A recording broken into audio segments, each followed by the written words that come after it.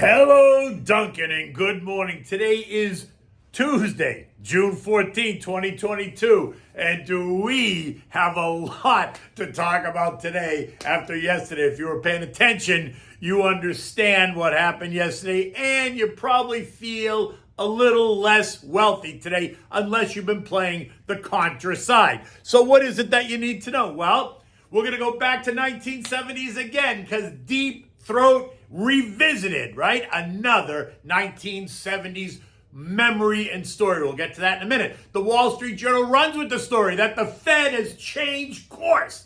10-year yields spike higher as the bond market bids disappear.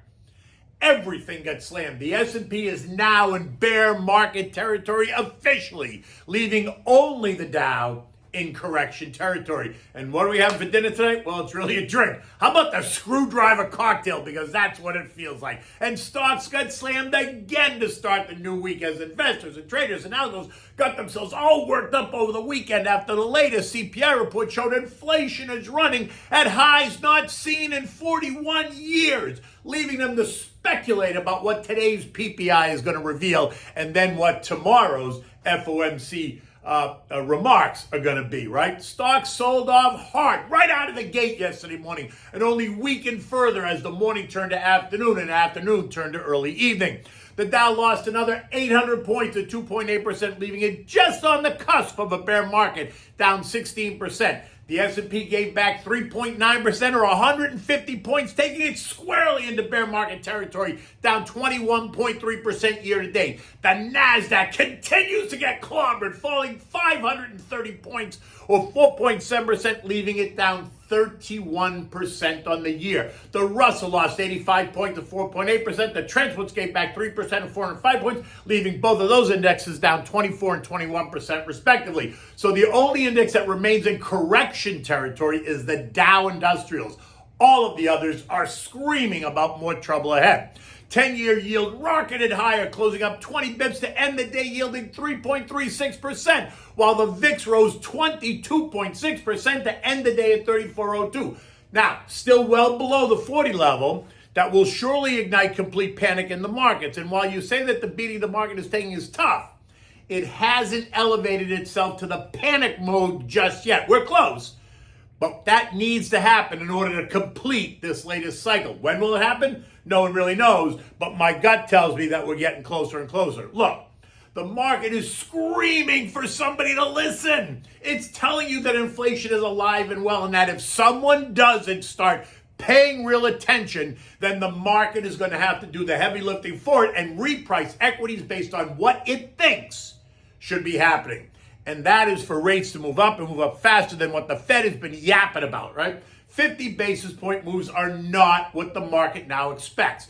The story that the Fed was telling us is not the story that is being written. So you gotta wake up, right? In fact, someone is listening and someone is talking to the press and what can be described as a 1972 style Mark Felt moment.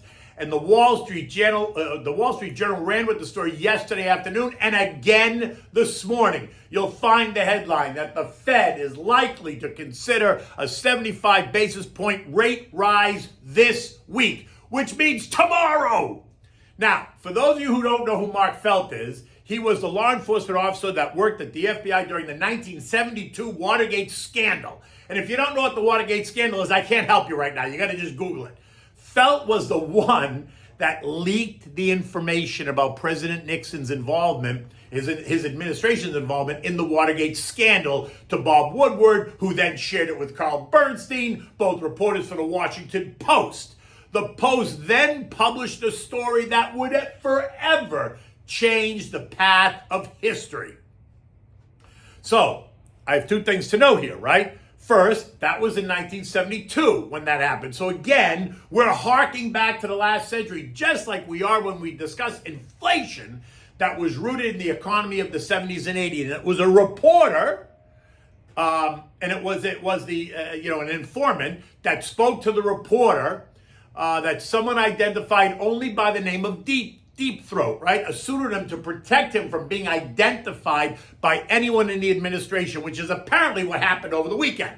Now, my bet is that the deep throat is Neil Kashkari, right? President of the Minneapolis Fed, who's a non-voting member, and they're using him to plant those stories. So my guess is it's him. Either way.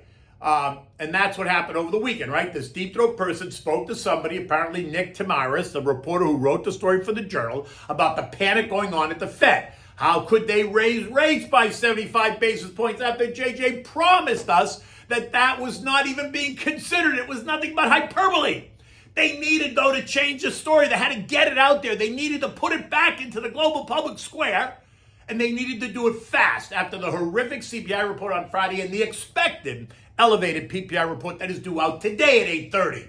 How could they raise rates by 75 basis points without panicking the markets? Well, they couldn't not panic the markets, but they needed to put it out there so that they could make the announcement and the markets would not be surprised tomorrow afternoon, because now it's out there. They can point to the story. They can point to the continued rising inflation. They can now say that the plot has thickened. And it has. We all recognize that. It absolutely has. Okay. And now they can then change what happens next month and the month after that and the month after that. And as expected, now that Deep Throat has spoken, all of the big banks are lining up. Goldman, JP Morgan, Morgan Stanley, Jefferies, etc. They're all now calling for a 75 basis point rate hike because they got the call that they better fall in line or risk being boxed out by the government. They needed to show support for the Fed and try to stop the bleed so they could join in the narrative. Then it makes it all okay because now everybody's on the same page in the back pocket, right? Now everything is on the table. 75 basis points, even 1% point moves, intermediate rate moves are on the table as well. Enough of playing nicey nice in the sandbox. It's time to get tough. In fact, it was time to get tough a year ago, June of 21, after the May spike in the CPI that took us from 1.6% to 3.1% in one move. We blasted up and through the 2% target that we had identified as the trigger point for a change in Fed policy way back in the mid-teens of the century. And then when we had the chance to honor that trigger point, what did we do? Absolutely nothing. In fact, JJ had the audacity to tell us it was a one-off. It was not real. Get ready because here it comes. He told us it was transitory. He got all the other Fed members and the big banks to sing the same song, trying to convince us that we were wrong, that they knew better, that rising prices would never last. Yeah, how's that working for you? So all eyes today are going to be keenly focused on the PPI report. The estimate, which was 10.6% Monday morning, suddenly got revised to 10.9% by yesterday afternoon. No one noticed. No one even pointed it out. No one talked about it. But that's exactly the same thing they did to the CPI last week, right? The call was originally for the CPI to be up 8.1%, down from last month's 8.3%. And then suddenly on Thursday evening, the official estimate was changed to 8.3%, even with last month, after the White House revealed that even they thought CPI was going to be stronger than the estimate. And in fact, it was, coming in at 8.6%, which was 0.5% greater than the original estimate. So by raising the estimate to 8.3, it wasn't supposed to look nearly as hot as it was. In any event, it was ugly everywhere. Energy down 5%, but it's still up 51% on the year. Housing, it's XHB down 5%, now down 34% on the year. Semiconductors, stocks lost 5.8%, down 32% in the year. Jets, the airlines, down 7%, 20% in the year. Metals and mining, XME lost 7.5%, but is still up 7% in the year. Tech, consumer discretionary, real estate, and utilities, all down more than 4.5%. Basic materials, healthcare, and industrials, all down more than 3.5%. Financials performed the best, only down 2.9%, leaving it down 20% year to date.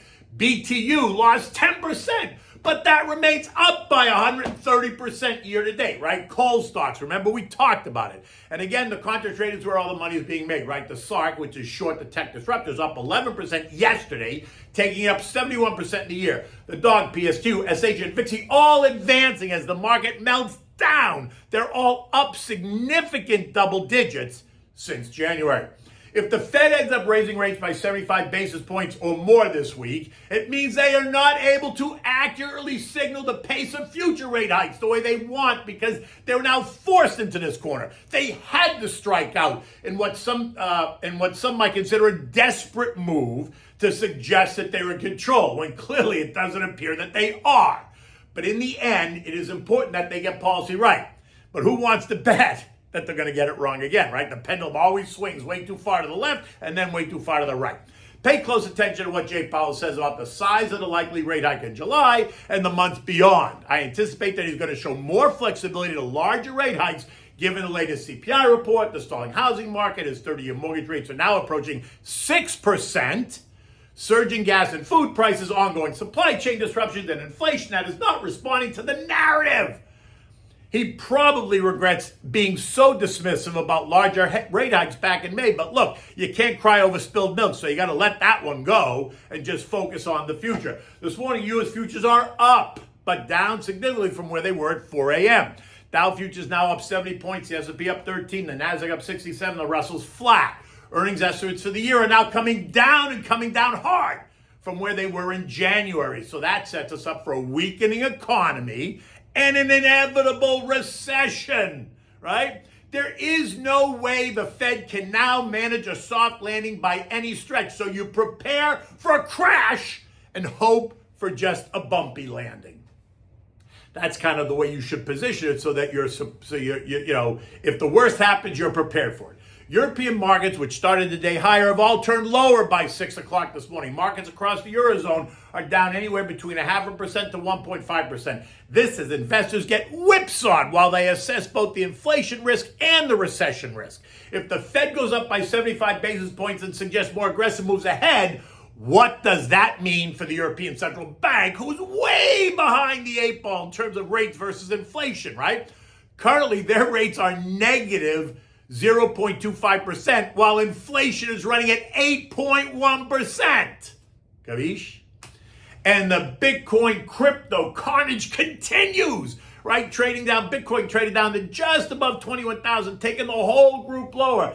Everything in crypto land is just bleeding out. All of the crypto talking heads telling you not to worry. It's a buying opportunity. Oil is trading at $121.70 a barrel. A drop in exports from Libya amid another political crisis, OPEC producers that are struggling to meet quotas, and Russian oil bans, all contributing to the supply chain tightness. I'm not even going to go into the China lockdown story because it's exhausting and unnecessary, right? The S&P closed at 3749, breaking my 3,800 target fairly significantly. While it struggled to hold on, in the end it just could not. I am now in the camp that the failure to hold will cause all the algos to go into a selling frenzy as another technical level gets shattered, leaving the S&P 3,600 as the next downside target. I remain hopeful, but I am setting myself up for more trouble ahead, right? Just saying. Okay, so what do I have for dinner tonight? It's not about dinner. Now it's just about a cocktail drink because what else can you do? So I thought that the classic screwdriver cocktail would be a perfect a drink to serve up today, considering that's what it feels like is happening, right? We're all about to get screwed, so what would be better than the classic screwdriver cocktail? All right, so this is relatively easy. You need 4 things to make this and make it good, and it should cost you no more than, say, $30 or $35 to feed a party of 15 or 20 people. All right, so for this you need the vodka, so your choice, Tito's, Grey Goose, Belvedere, whatever you want. You need orange juice with the pulp. I like it with the pulp, but you can have it without the pulp. You need orange slices and plenty of ice cubes, right? So you want to line up the glasses. You want to add the ice cubes to the glass, then you want 2 ounces of vodka, 3 ounces of orange juice, stir it up a little bit, add an orange slice just to make it look pretty. That's it. You're done. Then enjoy. In any event, look, the morning's about to get started. PPI is out at 8:30. All eyes are going to be watching and then speculating about what that means for Jay Powell's speech tomorrow. In any event, I'm on my way to New York tonight. I'll be there for the rest of the week. I'm going to try to post from there. Until then, take good care.